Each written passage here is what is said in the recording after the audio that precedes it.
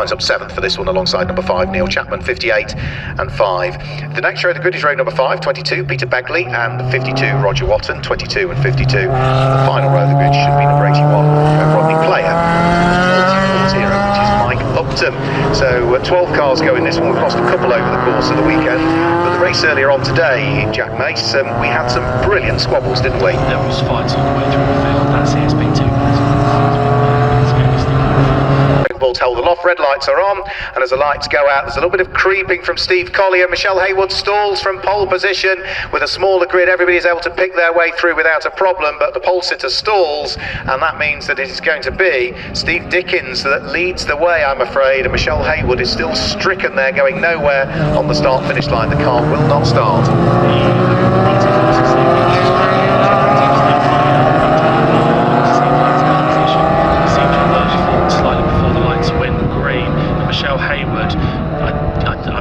Safety car has already been deployed as she is told by the marshals to hop back in again, and she's going to get pushed towards the end of pit lane, I would guess, where they're going to pull her backwards and bring her into a 15-minute race despite this brief red flag. Red lights are on now. We're about to get things underway again, and it's another brilliant start from Steve Dickens, who really powers the thing off the line. A lightning start from Mike Evans as well, but it's Steve Dickens that's going to lead from Steve Collier in second place, and Mike Evans is up into third position at the expense of Will Freeman, who's there in fourth. It's a fantastic start from Mike Evans.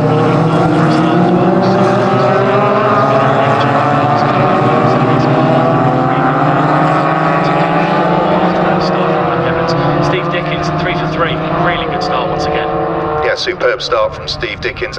Steve Dickens leads, Steve Collier second, Mike Evans third, Will Freeman fourth. I think it was important as well for Mike Evans to try and get ahead of Will Freeman as quick as he could. Will Freeman is in the CSP 2 class, has less power, and if Mike Evans is able to get ahead, he's able to make that power advantage.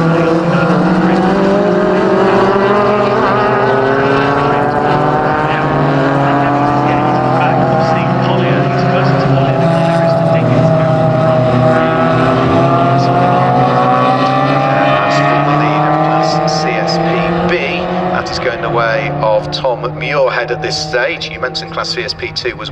He is, but keep an eye on that battle for second place in the CSP2 class. They were side by side going into Rocket Inn. That's the 22 of Beckley and the 5 of Chapman. They had a superb race earlier on this morning, and we've also got number 52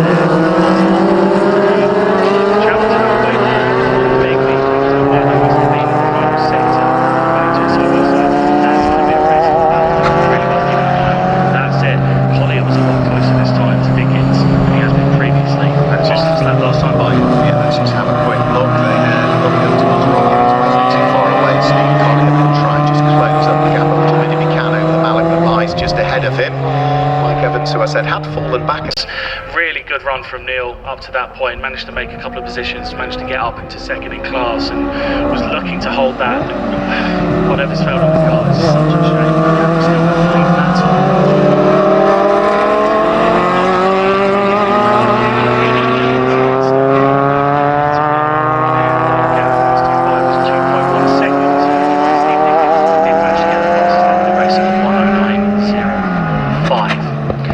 Steve Collier closing in again. I think that's shade further, not by much on Steve Dickens. There's no overtaking though on the run up towards Rocket, even if it was close enough, because of course we've got those waved yellow flags because of the car of Neil Chapman just stopping on the run up the hill last time through.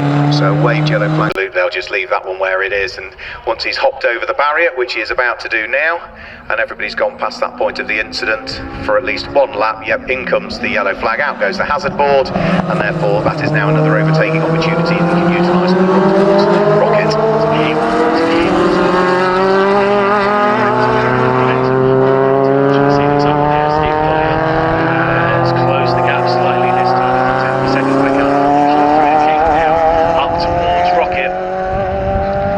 Still not close enough.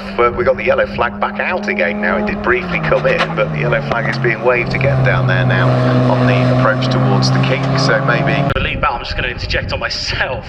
The lead battle has gotten really close, 0.3 of a second last time by between Dickens and Collier. Yeah, very close between the pair of them. Steve Dickens asking a few questions of Steve Collier, and as they head... Oh, sorry, Steve Collier asking a few questions, I should say, of Steve Dickens, and he's got the overlap this time coming out of the banking, but couldn't quite get follow Steve Dickens by the skin of his teeth, hangs on to the lead of the race, and the Vision still has to settle for second place. Little towards the Corkscrew, it's still Steve Dickens that leads the way. The Corkscrew isn't really an overtaking opportunity, so Steve Collier's just going to have to sort of bide his time, just wait through. It's still Steve Dickens that leads away from Steve Collier in second place. Last time there was almost the overlap as they got in towards the braking area for the banking. This time Steve Collier is too far away as they go in towards the right-hander. When they reappear on the way out, it is still going to be Steve Dickens that has the upper hand.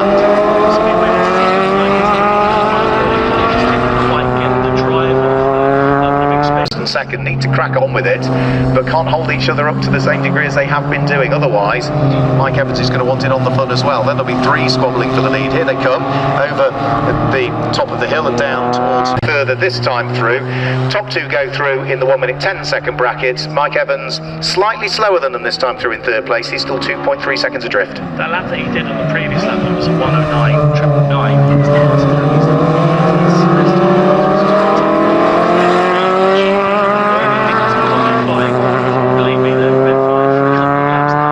The start-finish line, with Roger Watton not quite close enough to try and mount a challenge on Peter Begley. As for the leading pair, well, there's traffic coming up soon. That'll be Mike Upton that will get caught. And also, put maybe one little worry in his mind is how quickly is Mike Evans closing on the pair of them. They lap in a 1 minute 10.4, as does Mike Evans that time through, so the gap first to second doesn't change much. The gap second to third doesn't change a great deal at all. Mike Evans has given it absolutely everything. He's got to go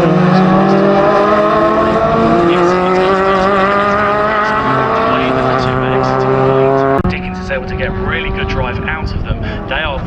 This is the closest I've seen them running up to Rocket now. They're running up towards Rocket, but also starting to catch up with Mike Upton's Mallet, which is not that far up. Dickens, he hasn't got a massive power advantage, I imagine, but he's just able to get slightly better drive as he exits the corner.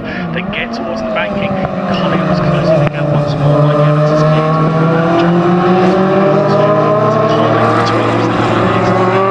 Tail again as they come down through the Corkscrew. Steve Dickens somehow still leads the way. That would have played a little bit more to Mike Evans' hand. He's not quite got close enough. Steve Collier running slightly wide on the exit of the final corner, just not getting the ideal traction that he wants to get. Get close again, coming into the banking. It's just a car's length between them as they go in behind the hill and into Mike Vision.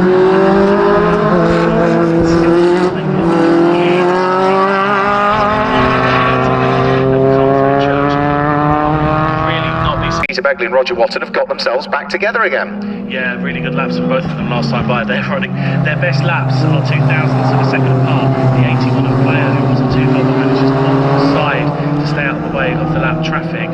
Mike Evans will be going around the outside of him through turn 1. Two leaders were closing in, coming through the banking. It's the same spot. Repeating it again. The car's length between them as they came out of the corner.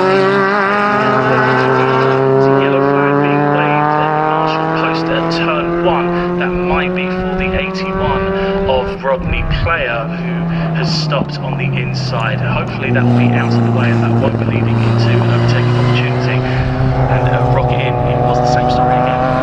Yeah, that is the still car of Roger Watton. Here come the leading pair on to start what will be their last lap of the race this time through. Steve Dickens still leading the way. The lead advantage is just 0.4 of a second. Well, I think the jackets are off, the sleeves are rolled up, and the gloves are definitely off now. Round 13 will not be a sanctioned round going against the boxing that I have seen, but Dickens and Collier going at it once more for second place there. But this time, I'm not seeing Collier make a move.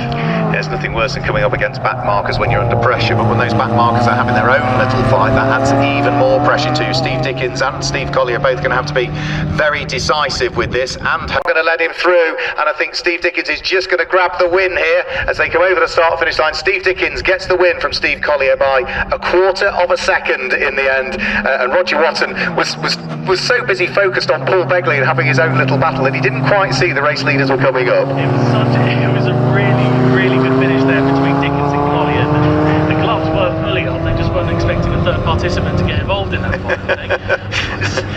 It didn't ruin it at the end though. It's Dickens and Collier now in formation sequence coming through at the end. it's going to have bought a bit of time there for second place Begley, second place in CSP. For you then, the win goes the way of number 7, Steve Dickens. From his second place 32, Steve Collier, and third was number 87, Mike Evans. Fourth place, but the win in Class CSP2 went the way of number 1, Will Freeman, and in fifth place, that is where we see